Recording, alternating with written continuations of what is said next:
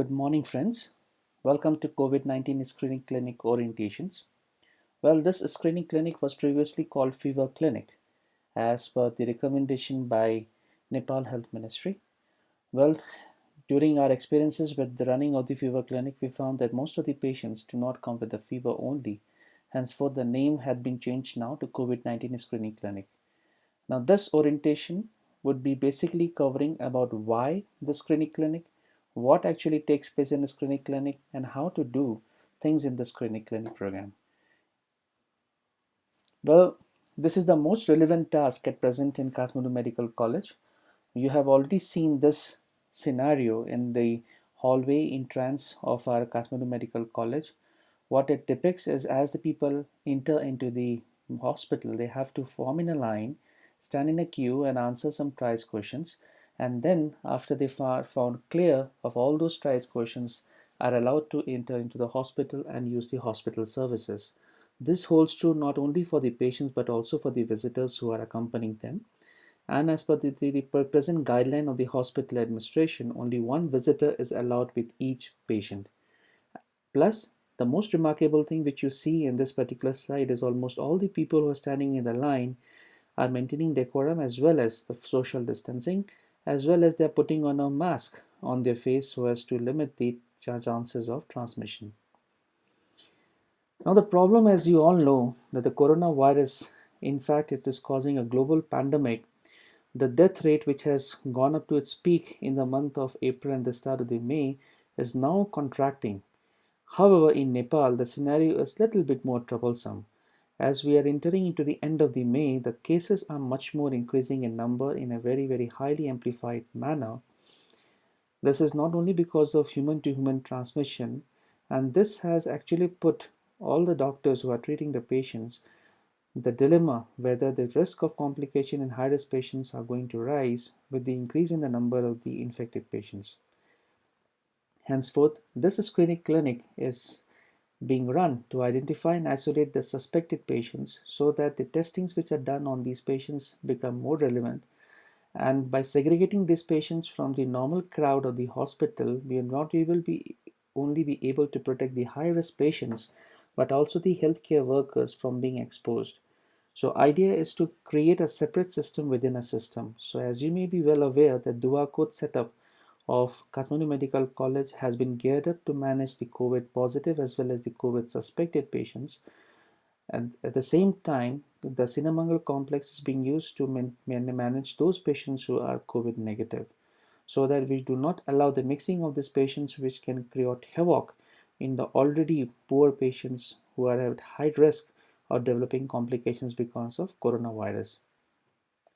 Now, what were we supposed to do has been summed up in these two papers which has been brought up by KMC regarding the screening protocol as a decision chart of the screening clinic. I will be discussing about this one by one in detail.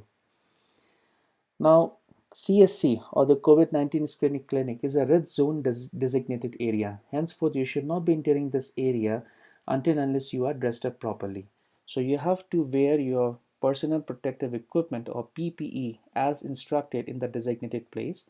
So once you enter the Kathmandu Medical College, you will see on your right hand side, just in front of the pharmacy, a tent which has been made so as you can put on your PPE in a clean area, in a clean manner, that is known as donning. And the doffing, that is putting off your PPE, has to be done inside a designated area, which is the Prabhu ATM counter, which is located adjacent to the CSC. Now, donning and doffing is a supervised thing. So what we actually suggest all the people who are coming for the CSC duty is that the person who is already on duty should be doffing off in the direct supervision of the person who is coming to take over the charge. And once the person on duty doffs off his gown, washes his hands, he goes and supervises the donning or the putting on of the PPE by the person who is coming to take the charge. Now, it is the responsibility of all the doctors who are sitting on the decks to keep their decks clean as well as the surroundings as spick and span as possible. We all know that the chances of coronavirus infection or transmission is far more higher if in case we are getting exposed to the droplets, and these droplets are actually sitting on the tables, on the stuff we keep on the tables. Hence, for the table needs to be kept clean. Do not keep unnecessary papers or the books or your anything onto that particular area. Now this duty shift is for the 6 hours. So for the 6 hours, try to hold your natural calls to the minimum. Avoid using any personal items which may include phones, books, or any stationery items. So the pens and the papers for your use are being kept on the table. Do not use your personal item or take any item from the table back home. And if in case you have any doubt or require any help, please feel free to ask the reception or the emergency department staffs of forward, or you can call us for any clarification. Now between 8:30 a.m. to 4 p.m., the triage is being done by the triage area doctors, as you could have seen in the first slide. And all those people who respond positive to any of the triage questions are being directed to the CSE doctors. However, between 4 p.m. to 8:30 a.m., since the triage area is off, then during that period, the triaging has to be done by the CSE doctor on duty. At any given point of time, if in case the patient or the visitor attends the emergency department, then the triage has to be done again by the CSE doctor, as well as any person who is brought in an ambulance. It is the duty of the the CSE doctor, who is already sitting with a full PPE cover, to go outside on the road, examine the patient, do the triage questions there, and then give him a green channel access to use the hospital services. Now this is a screenshot of the triage clinic questionnaire. Now in the top line you may see a patient or the visitor screening form written. Now if a person is a patient, you have to take it over there. If the person is a visitor, then you have to put it a mark on that particular slide after writing the patient's detail. Now this particular thing is very important for contact tracing. Henceforth it has to be filled in very clearly, as well as accurate as possible. There are four set of questions which are asked. The first questions are basically related to the symptoms, which may be suggestive of COVID-19. However, the three other questions are basically about this epidemiological aspects of the patient's contact. Now, if a person answers for positive to any of these four questions, then the person is directed to the CSC area by the triage doctor. Now, in the CSC, we have to evaluate the patients in a manner which is being demonstrated in this particular diagram. So if a patient is positive for fever, either the fever may be recorded at the gate, or the patient may have a history of fever, that patient has to be put on an N95 mask without a valve. Then the patient has to be directed to the isolation clamp, where the medicine or the pediatric doctor on duty will come and evaluate, and either will give a clearance to attend the hospital services or will be directed to go to the isolation area. However, if the patient is positive for respiratory or non-respiratory symptoms which may be suggestive of a COVID-19 infection, we again have to check whether the patient is having any responses which are positive for epidemiological questions. And if in case they are positive for any of the epidemiological questions, then our responsibility is to find out whether this is a casual contact or a close contact. Close contact means that the patient has a very high risk of infection, and in that scenario has to be again directed to sit in the isolation clamp and wait for the clearances from the attending doctors. Now this difference between a close contact and casual contact I will be coming up in the later slide. However, the patient does not have any positive features for close contact. In that scenario, these patients, if in case they are having a respiratory symptoms, there are non-respiratory symptoms which may be suggestive of COVID-19, are again advised to be put on an N95 mask without a valve, which can be procured from pharmacy, and then are asked to attend a pulmonary OPD with an escort. Do not just let them go to attend the pulmonary OPD, because they may actually lose their way. So ask one of the security people to escort them towards the pulmonary OPD. And once they are found to be not having any symptoms which are suggestive of COVID-19, then these can be given a clearance by putting a stamp on their forearm by the doctor on duty at pulmonary OPD. And then he can use the hospital services as a normal person, normal other patient. Now, why we are so much giving stress on putting on a mask is with this particular side, it's absolutely clear that if a carrier is not using a mask, then even if you as a doctor or other patients are putting on a mask, they are having a transmission probability of 70%. However, the patient is or a carrier is using a mask, but you as a healthy person is not putting a mask, and the chances of transmission is still there to a tune of 5%. However, the transmission probability decreases to 1.5% if both of the transmission carrier as well as the healthy contact is putting on a mask, then the transmission probability is almost 1.5%. So we can decrease the chances of transmission from 70% to 1.5% by this simple measure. Now coming to how to differentiate between a close or a casual contact. Now, in the present scenario, with a lot of new cases being identified at different parts of Nepal, identifying a red zone area and then localizing only that particular geographical place as the source of COVID-19 is very, very difficult, as well as may create a nuisance. Henceforth, it's very important for us to identify whether any person has come into a close contact with either a suspect or a confirmed or a probable case. Now, this particular definition holds true if in case the person who is coming into contact is not using appropriate PPE. Say for example a healthcare worker, if he's putting on an appropriate PPE and is even handling a COVID-19 patient, then we should not call him as a close contact. Why? Because he is under a cover or a protection of an appropriate PPE. If in case that's not to be a case, then any person who comes direct contact with the body fluids or the laboratory specimens of a case, if the person was present in the same room where the aerosol generating procedure like scaling of the teeth, intubation, chest physiotherapy, where the patient is made to cough around, or where the patient is being tracheostomized, or where the tracheostomy tube is being changed, or even for that matter a cardiopulmonary resuscitation has been performed. If in case in that particular room that person had been sitting with the patient, if the patient had been living or the person has been living in the same household, sharing a section in a hostel with the case, or in scenario where the person has come into face-to-face contact in any sitting within 2 meters of a case for more than 15 minutes, or in a closed environment like a waiting hall inside the hospital or in a classroom within 2 meters of a case for more than 15 minutes, or if the person has traveled in an aircraft within 2 meters of case, that is around within 2 seats in any direction in an economy class, or in fact the patient happens to be a aircraft crew exposed to a case. So in that scenario only we will call them as a close contacts, otherwise they are called as a casual contact. And in that scenario, if the patient is a casual contact, you can allow the person to attend the hospital services by putting a stamp over the patient's forearm.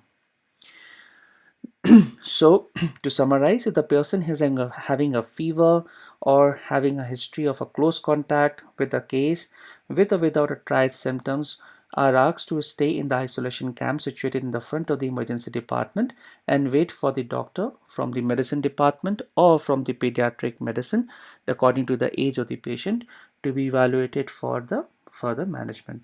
Such patients record has to be kept in the register which is kept on their desk, and a report has to be sent immediately to internal medicine doctor or the pediatric on duty so that they can evaluate the patient as soon as possible and then ask the patient to take the further course of action. So these phone numbers have been provided on the desk for your help, and you can even ask the receptionist to call these doctors to come as soon as possible. If in case the reception is not on duty, then you can ask the emergency staff to make a call for you. If you have any question regarding the COVID-19 or regarding any clinical management, you can call Dr. Subodh Dakal. The phone number is printed here. Or if you have any problem related to the management of the COVID-19 screening clinic, then you can call me or Professor Meera Pishta. The phone numbers are again written on the slide. Now, just a brief about the PPE or the personal protective equipments. Now, any person who is exposed to the aerosol generating procedure are advised to put on a category 1 PPE. Category 1 PPE, as you all know, includes a mask and an N95, goggles or a visor, gloves, as well as gown, which has to be water impermeable, preferably a disposable one, and then a cap, which has to be used only once. However, for those people who are sitting or performing duty in the screening clinic, they have been advised to put on a category 2 PPE, which is almost the same as category 1 except for that you do not need a N95. You can just wear a surgical mask. The only thing which you have to note is that the upper part of the mask has to be sealed with a tape. Now, tape is available with the nurses in the emergency area. So if you do not find any such tapes in the donning area, you can request the staff in the emergency to supply a tape to you, and then you can put it on and return the remaining one to the nurses. Uh, well, how to put on the PPE? Well, this slide, which has again been put up, has been pasted on a wall of the donning area for your review. I would like to explain a little detail about that. So once you are entering the donning area, that's a clean area. So you should always be putting on your special work clothes, but preferably a scrub. Put off any ornaments. If you are putting on your ears or your fingers, you should put off any of these ornaments. And as soon as you enter into the donning area, first check what all the have been the PP has been supplied to you. Sometimes some parts like gloves or a mask may be missing, so first make sure that all the PPE items are there. If not, then you can ask the emergency nurse to help you with those missing items.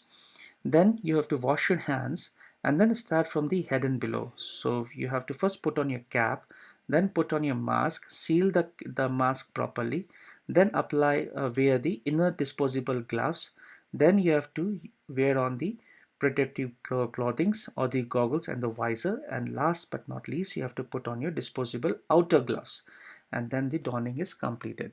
So once you have donned yourself, you should not be touching your face or the mask again, because by doing that you will be again contaminating your mask or interface. So try not to touch it with your glove finger. Well, removing the PPE, this is the most important ones, because after being exposed to the CSC area for over 6 hours, chances are that some of the droplets may be sitting on your gloves or on your gown. So in that scenario, you have to use a very standardized protocol of removing it. Otherwise, you may get yourself contaminated or infected. So the procedure starts by removing the outer glove first, then you have to sanitize your hand, then you have to remove your protective clothing, that is the gown which you're putting, then you have to again sanitize your hand, then you have to remove your goggles or the visor which you're putting on, then again sanitize your hand, then remove the mask, again sanitize your hand, and then remove the cap, then again sanitize your hand, and then remove the inner gloves, and then you can change into your scrubs. What we suggest is that while putting your private dress or whatever you're coming dressed up from your home, it's always recommended to take a bath so that you are absolutely clean. Sometimes your hairs or your face may be contaminated with some droplets, so it's always better to take a bath before you put on your private home dresses and before leaving to the hospital. Now, this particular gown and all the disposable items which you have used has to be disposed in the Prabhu ATM counter in a designated bin which has been up supplied there. Do not put it on the floor or anywhere else, because chances of contaminating the person who's coming on duty is very high. These are some protocols which I have found very helpful for all the doctors who are coming to the hospitals for duty. So whenever you're leaving your home, try to use long sleeves, tie your hair so that they are not losing and flying in air. Put on your mask before you leave your home. Try to avoid public transport, even though during this lockdown most of the public transport is off the road, so it's always better to use your own private ones. Then take your disposable tissues with you and then cover your fingers whenever you are touching any surfaces, and after use always crush them and put in either in a bag, but then dispose it in a closed bin rather than throwing it on the road like that.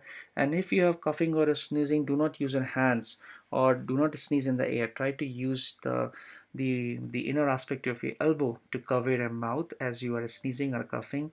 Try to avoid cash as much as possible, and the cash notes or the currency notes, they get contaminated, and the viruses are supposed to stay on the surfaces of these currency notes for very long. So try to pay either electronically as much as possible or use cards. Wash your hands after touching any object or use hand sanitizer as frequent as possible, and do not touch your face until you have a clean hand. This is absolutely important in this particular period.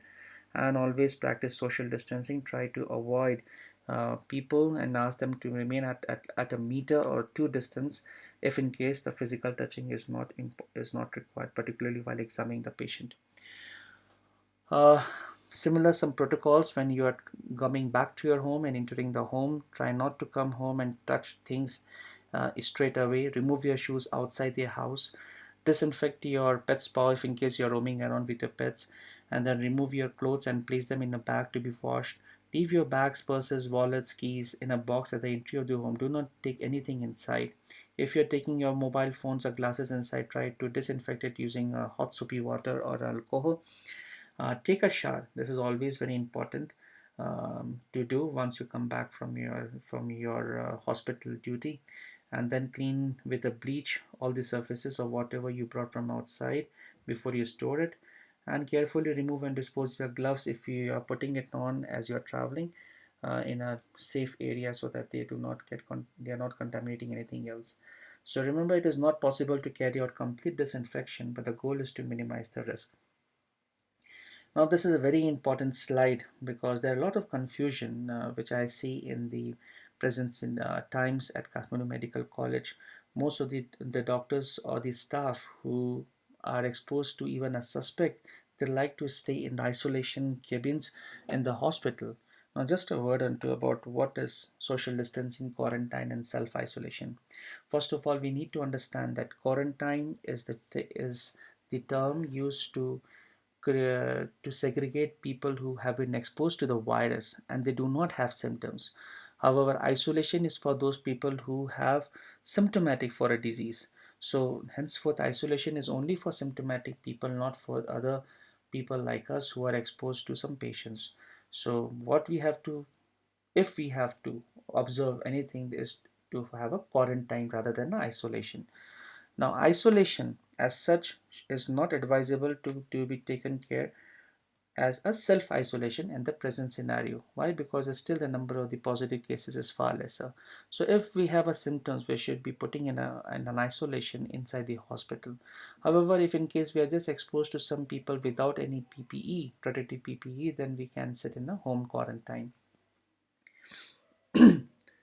So to end this orientation, a brief review of the decision chart.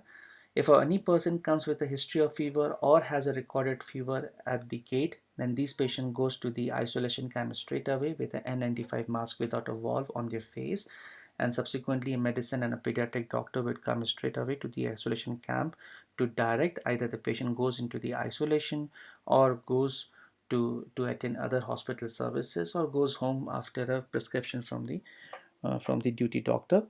If in case a person is positive for any of the trials question, we have to first check whether this is only for epidemiological questions or for respiratory or non-respiratory symptoms. If it's for the epidemiological question, then we have to identify their close contact or casual contact. If they are close contact, then they will follow the same pathway as the patients with fever. If in case they are casual contacts, then you can just give a clearance to these patients by putting a stamp on their forearm, and then they can use the hospital services with a simple mask on their face.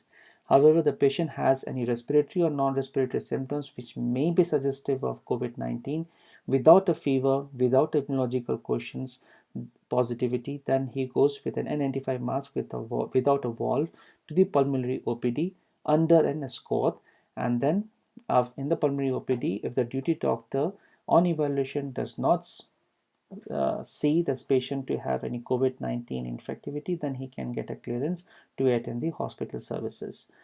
And any person who is negative for any of the trials questions can use the hospital services by putting on a mask on his face and getting a stamp on the forearm. And end of the trials, you should keep the trials questionnaires with you rather than giving to the patients. So if you have any query regarding this orientation or have any suggestions or comments to make, you can direct your questions to me on my email or on my phone number. Thank you once again for your patience listening and for cooperation. Thank you.